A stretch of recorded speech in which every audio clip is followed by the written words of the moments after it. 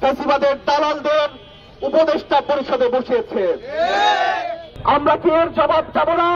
রাজশাহী বিশ্ববিদ্যালয়ের জনসংযোগ দপ্তরে অনুসন্ধান কাম তথ্য কর্মকর্তা পদে অ্যাডহক ভিত্তিতে নিয়োগ পেয়েছেন বৈষম্য বিরোধী ছাত্র আন্দোলনের সমন্বয়কদের পৃষ্ঠপোষক রাশিদুল ইসলাম। সোমবার দুপুরে বিশ্ববিদ্যালয়ের ভারপ্রাপ্ত রেজিস্ট্রার অধ্যাপক ইফতেখারুল আলম মাসুদ স্বাক্ষরিত এক অফিস আদেশের মাধ্যমে এই নিয়োগ দেওয়া হয়।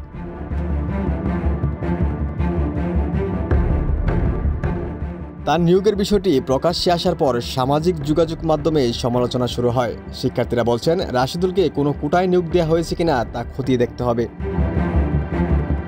নিয়োগপ্রাপ্ত রাশিদুল ইসলাম রাজশাহী বিশ্ববিদ্যালয়ের উর্দু বিভাগ থেকে 2019 সালে স্নাতক চূড়ান্ত পরীক্ষায় 2.77 পয়েন্ট পেয়ে উত্তীর্ণ হন। একই বিভাগ থেকে তিনি 2020 সালে 3.7 পয়েন্ট পেয়ে স্নাতকোত্তর ডিগ্রি অর্জন করেন। তার বাসা রাজশাহীর চারঘাট উপজেলায়।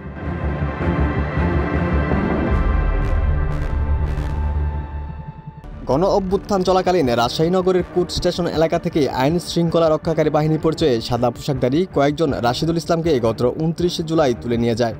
পরে 31 জুলাই তাকে বিস্ফোরক মামলায় গ্রেপ্তার দেখিয়ে আদালতের মাধ্যমে কারাগারে প্রেরণ করা হয়। 5 আগস্টে রাজনৈতিক পট পরিবর্তনের পর তিনি মুক্তি পান। পরবর্তী সময়ে বিভিন্ন সভা সেমিনারে তাকে বৈষম্য বিরোধী ছাত্র আন্দোলনের সমন্বয়কদের পৃষ্ঠপোষক হিসেবে পরিচয় করে দেওয়া হয়েছে।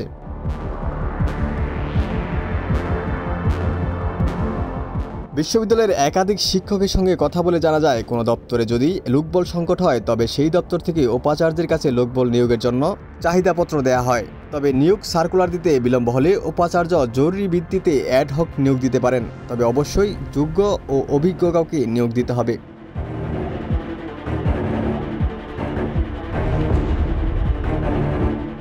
এই বিষয়ে বৈষম্য বিরোধী ছাত্র আন্দোলনের সমন্বয়ক সালাউদ্দিন আম্বার বলেন, আন্দোলনের সঙ্গে সংশ্লিষ্ট কাউকে নিয়োগ দেওয়া হলে তার বিষয়টি বিশেষভাবে খতিয়ে দেখতে হবে। তাকে মেধার ভিত্তিতে নিয়োগ দেওয়া হয়েছে কিনা সেটি খতিয়ে দেখতে হবে। আর বিজ্ঞপ্তি প্রকাশ না করে অ্যাডহকে এত তড়িঘড়ি করে নিয়োগ দিতে হবে কেন? এই নিয়োগের বিষয়ে জানতে চাইলে বিশ্ববিদ্যালয়ের রেজিস্ট্রার অধ্যাপক ইফতেখারুল আলম মাসুদ বলেন, উপাচার্যের আদেশেই রাশিদুল ইসলামকে নিয়োগ দেওয়া হয়েছে। তাকে অ্যাডহক ভিত্তিতে আগামী 6 মাসের জন্য নিয়োগ দেওয়া হয়েছে।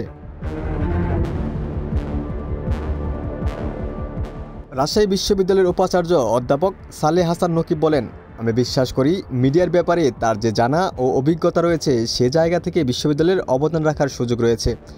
আমি আমার বিবেচনায় রাশেদ রাজনকে নিয়োগ দিয়েছি। আমার ধারণা তিনি তার যোগ্যতায় বিশ্ববিদ্যালয়ে ইতিবাচক ভূমিকা রাখতে পারবেন। ওমর ফারুক, ঢাকা প্রকাশ।